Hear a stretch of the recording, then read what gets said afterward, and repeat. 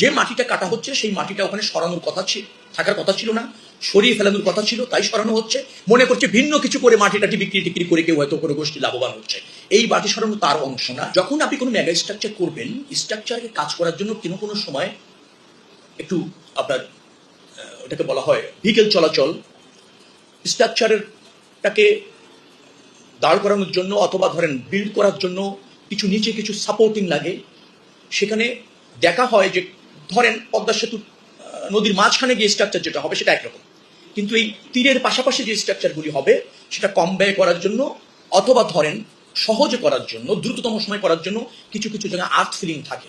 আর্থ feeling থেকে ওখানে ভিকেলগুলি নিতে হয়, যন্ত্রপাতিগুলি নিতে হয়, নিয়ে আবার ওখানে শাটার সেট করা, বিল্ড আপ করা, এগুলি কাজ করতে হয়। এই জন্য দেখবেন যে কোনো কোনো জায়গায় আপনি যেখানে সেতু হবে দেখবেন, একটু দেখে নেবেন যে দুই পারে কিছু জায়গায় একটু বাঁধের মতো করা হয়, করে সেখান থেকে সেতুটা কাজ করা হয়, কাজ করে ওটা আবার অপসারণ করে দেওয়া হয়, আবার চলাচলটা ইজি করে দেওয়া হয়। অর্থাৎ কিছু আর্টিফিশিয়ালি অ্যারেঞ্জমেন্ট করতে হয় প্রকল্প বাস্তবায়ন করার জন্য, প্রকল্প বাস্তবায়নের পর আবার সেটা অপসারণ করতে হয় এবং ওর জন্য চুক্তিও থাকে এবং ওর জন্য বরাদ্দও থাকে, ওইগুলি অপসারণের বরাদ্দ থাকে এবং ধরেন কয়েকদিনের মধ্যে আপনি সরিয়ে নেবেন তার কন্ট্রাক্ট চুক্তিতে থাকে।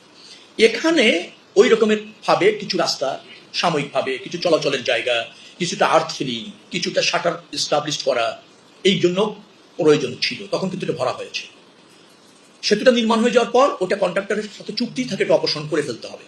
কিন্তু ওই সরকারের আমলে, অন্তর্বর্তীকালীন সরকারের আমলে এটা অপসারণ হয়নি দীর্ঘদিন ধরে। ব্যর্থতা ওই জায়গায় যে কন্ট্রাক্টর ওটা সরিয়ে নেওয়ার কথা ছিল, সে সরায়নি, সে বিলও পায়নি। তার কিন্তু কন্ট্রাক্টের অংশ বিল সরিয়ে নিতে হবে। এই যে মাটিটা ফিল আপ করা হয়েছিল ওই জায়গায়, ওটা করে থাকবে না। থাকলে যেটা হয়, ফিজিবিলিটি যেভাবে স্টাডি হয়েছে তার সাথে ওই স্ট্রাকচারের মিল আর থাকছে না। ওটা হয়তো দেখা গেল যে পানি চলাচল, অন্যান্য চলাচলে বাধা সৃষ্টি করছে, এগুলি করে সরে ফেরার কথা ছিল। কিন্তু আগের কন্ট্রাক্টররা, যে কন্ট্রাক্টর ছিলেন, তিনি টাইম মতো এটা সরাননি। যেহেতু তিনি বিল পান না, এখন সরানোর প্রয়োজন হচ্ছে, তাকে শর্ত দেওয়া হচ্ছে তুমি এটা সরাও। সরাতে গিয়ে এখন ওই আর্টিফিশিয়ালি মাটিটাই হয়ে গিয়েছে, এখন মনে হচ্ছে সাবেক মাটি, কারণ কম্প্যাক্ট হয়ে গিয়েছে, বা ঘাস টাস হয়ে গিয়েছে, মনে হচ্ছে এটা তো একটা মাঠ, এটা তো মানে আর্টিফিশিয়ালি কোনো ভরাট করা জিনিস না, তাহলে কেন এখান থেকে মাটিটা কাটা হচ্ছে? কিন্তু এরকম একটা ধারণা সাধারণ মানুষের যেটা থাকে, আরে ভাই পিলারের নিচে মাটি কেটে যাচ্ছে, পিলার তো পড়ে যাবে, পিলার তো সমস্যা হবে। ইঞ্জিনিয়ারিং ভাষা এটা না। ওই মাটিটা আমার কাছে আরো মনে হয়েছে, আমরা স্টাডি করে দেখেছি, আপনারা এই নিউজটা আসার পর আমি ওই ব্রিজ ইঞ্জিনিয়ারিং এর সাথে আমাদের সেনাবাহিনীর যারা জড়িত, গতকাল রাত্রে আমার সাথে কথা হয়েছে, অন্যান্য ইঞ্জিনিয়ার যারা জড়িত কথা হয়েছে, ওই মাটিটা সরালে ওখানে আরো যেটা হবে, ওই নাব্যতা বা অন্যান্য জায়গায় যে চলাচলের আছে পরিবেশগত এবং অন্যান্য দিক থেকে, পাশে সামান্য সামনে গিয়ে তো ওয়াটার, তো সেটা রেনি সিজন, ড্রাই সিজনের সেই চলাচলটা ফিজিবিলিটি টেস্ট অনুসারে ভালো হবে। আর এখন হয়তো সেন্টিমেন্টের জায়গা থেকে মনে হচ্ছে যে মাটি সরাই কোথায় নিয়ে যাওয়া হচ্ছে।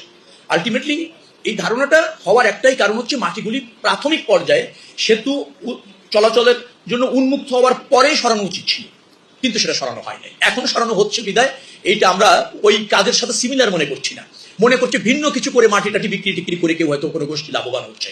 এই মাটি সরানো তার অংশ না। এই মাটি সরানো ব্রিজ বানানোর কনস্ট্রাকশনের অংশ। যদিও দেরি হওয়ার ফলে এখন সেটাকে মনে হচ্ছে মূল স্থাপনা জন্য ঝুঁকি হয়ে নিশ্চয়ই কোনো ব্যক্তির সাথে মাটি সরানো হচ্ছে। এটা হলো আসল জায়গা।